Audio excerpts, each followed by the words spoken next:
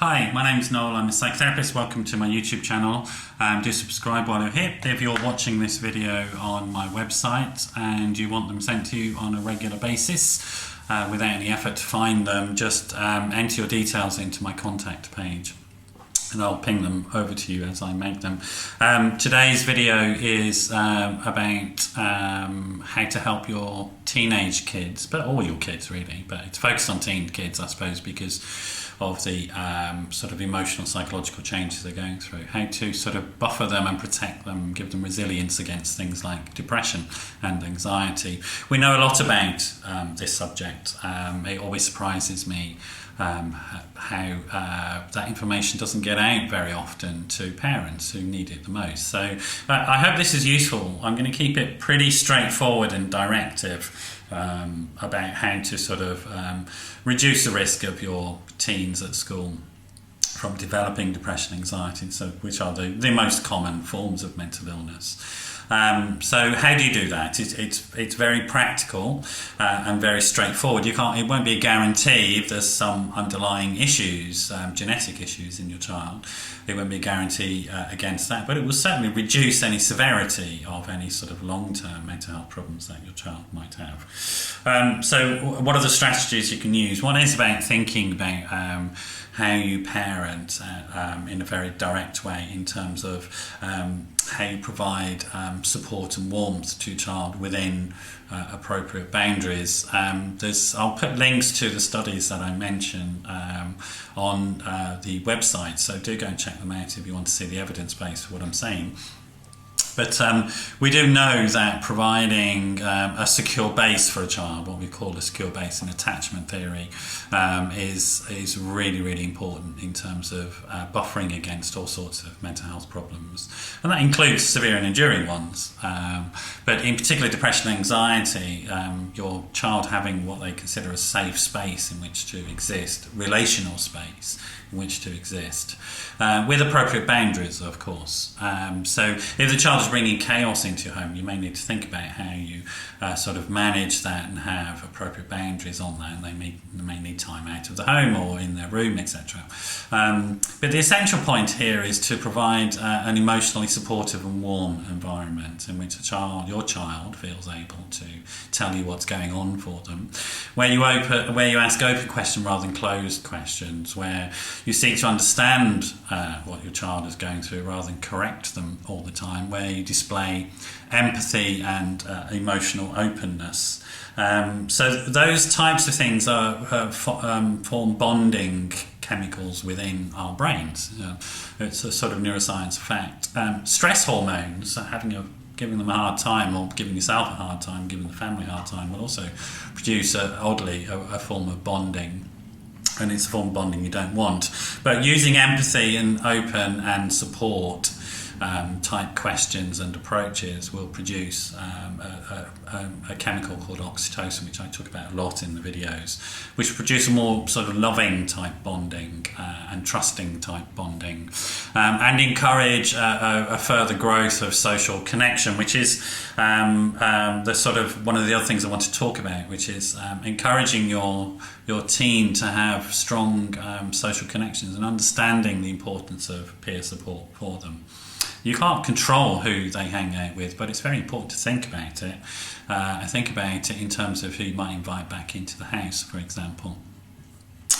It may not be a massively attractive thought to have loads of teenagers in your home, noisy and eating all your food and all this sort of stuff, but actually it's really important to encourage your kid to have strong social connections.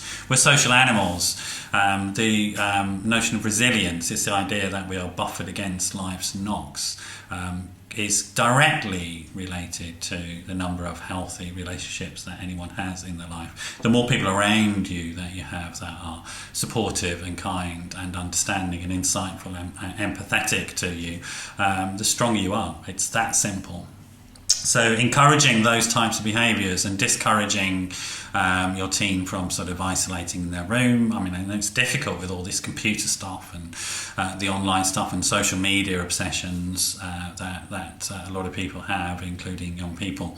But it's vitally important that you encourage this sort of social interaction, strong bonding with their peer group, and have some thought about who you invite back as well. Really monitor and control that as much as you can. Thinking about your own role modelling of how you deal with stress is really important. How are you doing it in front of your kids? Studies show that parents who role model ways of managing stress effectively, their kids are less likely to have depression, anxiety later in life. Again, there's a correlation there, a strong correlation. It's not causative. I'm not going to sort of put loads of weight on you and say you're directly responsible for the mental health of your children. Lots of other things will contribute to that, but you can help increase their resilience against mental illness by thinking about your own sort of coping strategies and the ones that you demonstrate in front of your children. So kids copy. Don't listen to what you say, they'll copy you. It's that simple. Also, if you think about actually getting some training for yourself and your family, look at sort of going to some parenting classes, maybe in group classes. Think about developing some mindfulness work for yourself and for your kids. Mindfulness, again, there's lots of studies that show that reduces the risk of depression, anxiety in everybody, particularly in teens. Helps to sort of get to a more balanced space while all those sort of hormones are going through their bodies, asking them to be sort of very extreme. So those are a couple of ideas, and again I'll put some links on the website. Then think about how we need meaning and purpose beyond our everyday activities. If you think of school and college and university as the work side of your kids' lives, like you, they need some sense of meaning and purpose outside of that work. Life can't all be about just earning a buck or just getting the exam results. So think about introducing meaning and beyond that. So 2 quick wins around that are thinking about volunteering, for example. We all get a really positive psychological and emotional relational boost from helping people who are worse off than ourselves. So get your kids involved in that. Do it yourself. Take them along to some stuff that you're doing. The healthier the family unit is mentally, the healthier your kids will be. It's that simple. There is a one-to-one correlation in that, if you like. Also think about gratitude and how you can sort of support gratitude, the development of gratitude.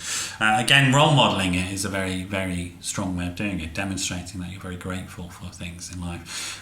Gratitude for what you have rather than in a lack of gratitude or anger or resentment about what you don't have is a very, very strong buffer against depression and anxiety in later life. And then thinking about some of the stuff that isn't directly in your control, some of the stuff that actually happens at school, and thinking about how you might get involved as a parent governor, for example, or on the board of your local school, so you can begin to challenge the school on what they need to do in terms of producing a system themselves that is supportive of mental health rather than mental ill health. Again, I put some links on there for some guidance actually for teachers that have been produced by the government here in the UK on how to produce mentally healthy kids at school.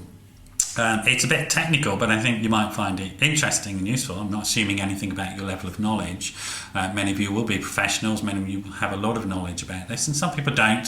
But it's useful, I think, just to have a skim through and have a look at it. And challenging your school, the school or college or university that your kids are at, to think about their policies around this. Think about their bullying policies, their online bullying policies as well, their policies around diversity and difference. We know that having a heterogeneous or mixed social group around you improves your mental health. It also improves your physical health, oddly enough. It increases the number of years that you will live on the planet, as well as increasing the happiness quotient that you have. So if you have a very diverse social group, you're going to be physically, emotionally and relationally healthier than other people. So if a school and college and university can encourage that diversity, they will be directly contributing to the health and well-being of your children. So thinking about their sort of equalities, policies, etc. are directly related to whether or not your kids will be strong and resilient later on in life. I hope that's been useful. There will be some links on the website. Unfortunately, I can't put them on the video on YouTube. It doesn't allow links, so go over to my website and have a look at some of the evidence base for some of the things that I've been saying. If you're struggling with your kids, I do work a lot with families. I work with the kids, but I also work with the whole family. So do give me a call if you've got some concerns and you want some more sort of in-depth advice or support, or indeed a bit of longer term work, rather than just advice and signposting. Give me a call, 07506 319 745. That's 07506 319 745. Thanks for joining me here today, and I hope to see you again another time. Bye bye.